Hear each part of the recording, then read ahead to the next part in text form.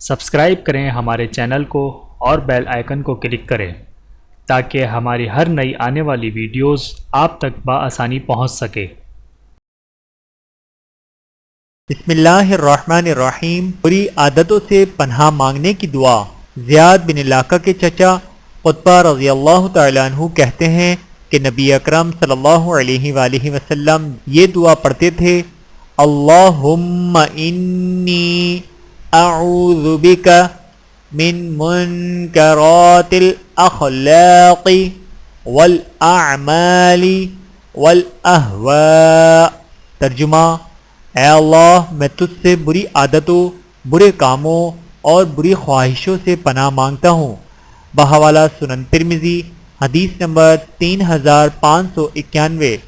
اللہ تعالی ہم سب کو حدیث مبارکہ پر عمل کرنے کی توفیق عطا فرمائے، آمین ثم آمین۔